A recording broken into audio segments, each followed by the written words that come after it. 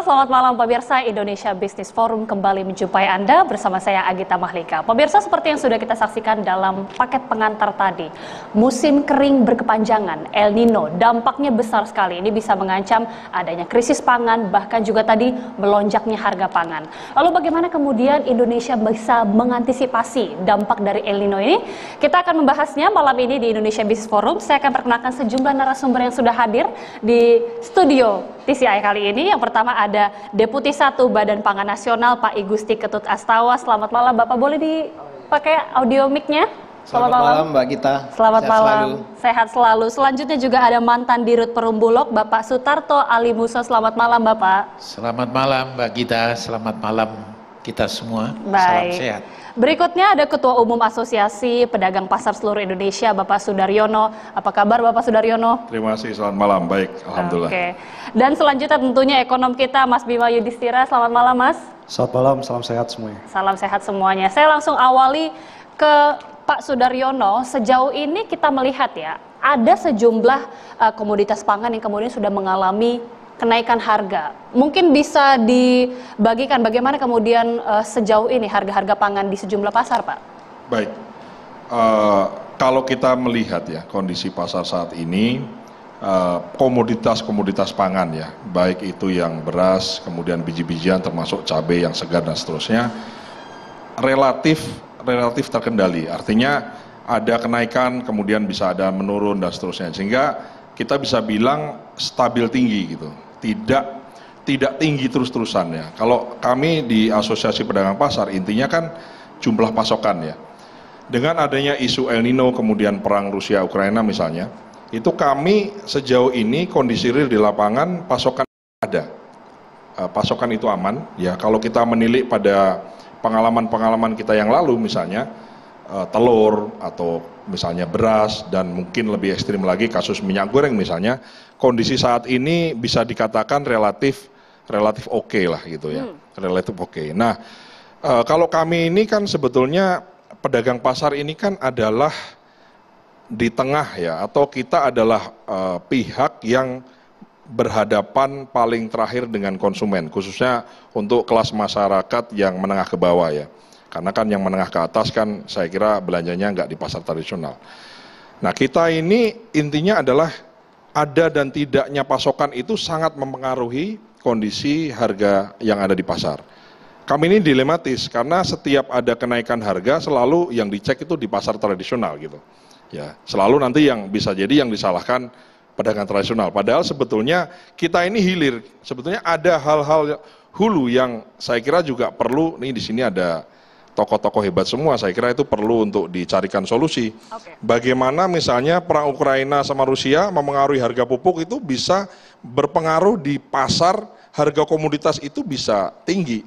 Kapan-kapan, mungkin sekarang baik-baik saja, apalagi kita dihadapkan pada kemarau panjang ya, misalnya ke El Nino.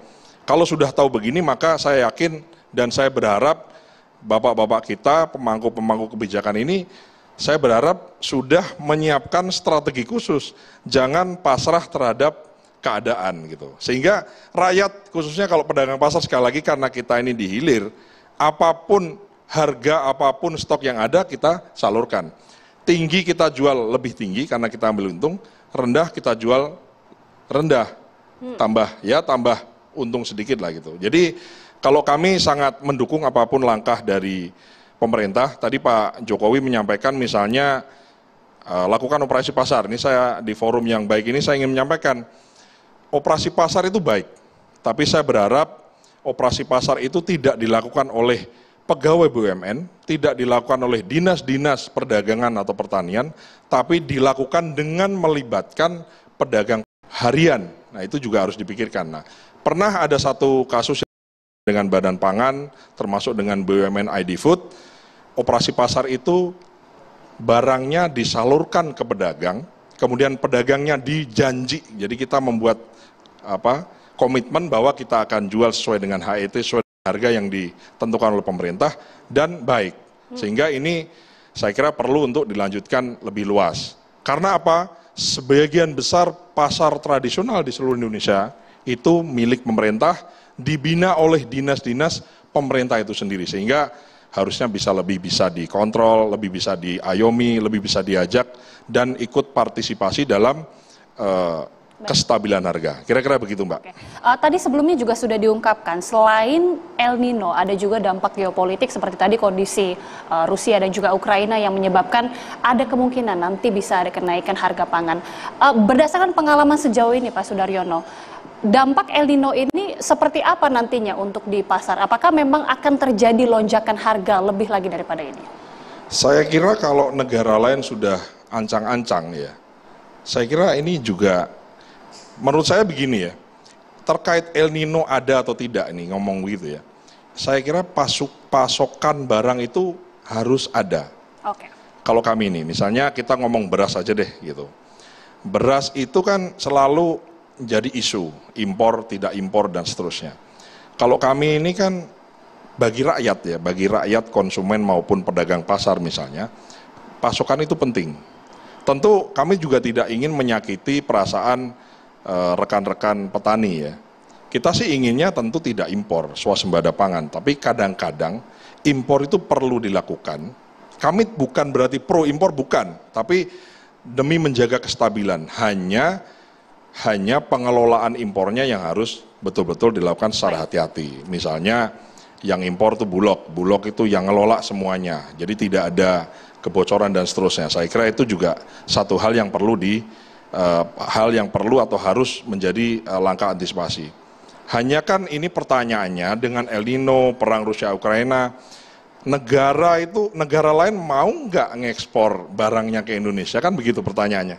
Jangan sampai kitanya punya uang, tapi negara lain itu enggan untuk mengekspornya ke Indonesia. Sehingga saya yakin ya kalau El Nino ini apa yang seperti diperkirakan ini terjadi, ya kalau tidak ada action apa-apa dari hulu, dari pemangku-pemangku kebijakan, dari kementerian, pemerintah maupun badan pangan dan lain-lain, ya tentu saja kalau dibiarkan begitu saja ya tentu rakyat yang menjadi korban dari ini semua. Terima kasih. Saya sekarang ingin langsung ke Pak Ketut. Tadi kita sudah mendengar juga di dalam pernyataan salah satu dari guru besar IPB bahwa dampak El Nino produktivitas pertanian ini akan menurun sekitar 5%. Sebenarnya bagaimana kemudian cadangan pangan kita, pasokan kita? Kalau tadi Pak Sudaryo mengatakan yang penting pasokannya ada dulu, ini pasokannya bagaimana Pak? Baik. Terima kasih Mbak Gita. Saya mungkin sampaikan dulu salam dari Pak Kabadan. Beliau lagi di United Nations Food Security Summit di Roma. Tadinya beliau ingin bergabung juga, tapi kebetulan di sana sebagai narasumber, jadi saya ada di sini. Secara prinsip begini, kita bicara El Nino sebenarnya saya sepakat dengan Mas Daryanto, mestinya kita jangan ketakutan, tapi kita berbicara antisipasi dan kewaspadaan. Ada tidak ada El Nino, mestinya kita produksi harus kita tingkatkan, itu prinsip awalnya dulu. Nah yang kedua, terkait dengan proses bicara El Nino ini, maka kita sudah tahu sejak bulan Februari, teman-teman BMKG sudah menyampaikan data, mengingatkan kepada seluruh pihak bahwa kita ada potensi. Pak Presiden sendiri sudah memerintahkan semua kementerian. Artinya dalam mengantisipasi El Nino, maka produksi padi harus segera ditingkatkan. Produksi harus ditingkatkan, kemudian musim tanam atau pola tanam harus disegerakan. Ini sudah dilakukan oleh teman-teman Kementan. Kemudian dari sisi PUPR juga diminta agar menyiapkan embung, menyiapkan waduk dan lain sebagainya, sehingga sarana perangkap air terutama dalam memanfaatkan air hujan ini harus diutamakan. Dan terakhir juga memerintahkan kepada Kepala Badan Pangan Nasional untuk memetakan, memastikan jumlah cadangan pangan, kebutuhan dan lain sebagainya. Nah, saya akan berbicara dengan cadangan pangan karena berdasarkan Undang-Undang Nomor 18 Tahun 2012 tentang pangan, maka salah satu upaya kita, upaya negara dan amanah daripada undang-undang tersebut adalah bagaimana kita memperkuat cadangan pangan pemerintah. Di mana cadangan pangan pemerintah ini salah satu fungsinya adalah yang pertama adalah menjaga atau mengelola atau mengendalikan, mengintervensi pada saat terjadi gejolak harga, kemudian bencana alam, kemudian bantuan sosial dan bantuan hubungan internasional.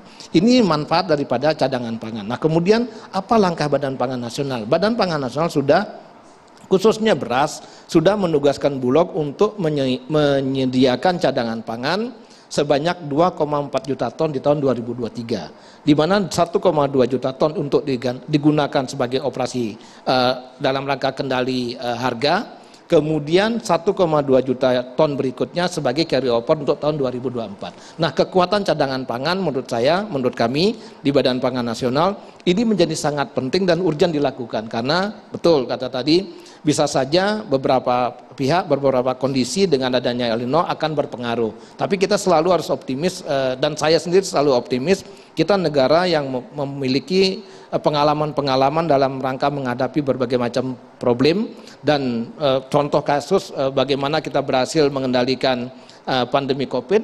Nah, ini juga salah satu bukti kita kalau kita bersama kita berhasil. Oleh karena itu pemerintah dengan kolaborasi yang kuat kita yakinin bahwa dampak El Nino kita bisa eliminir, dan kita dengan kekuatan kebersamaan saya kira produksi bisa kita kuatkan. Untuk cadangan beras khususnya, kan kita ketahui kita biasanya mengimpor ini dari Vietnam, kemudian dari India ataupun dari Thailand. Sementara kita ketahui juga sejauh ini negara-negara tersebut yang biasa kita andalkan ini bahkan menutup keran ekspor mereka dikarenakan dampak El Nino yang sangat mengkhawatirkan. Untuk mengamankan cadangan mereka ini, bagaimana kemudian langkah yang dilakukan? Bisa dijawab usai jeda, Pak? Kita kembali sesaat lagi, pemirsa.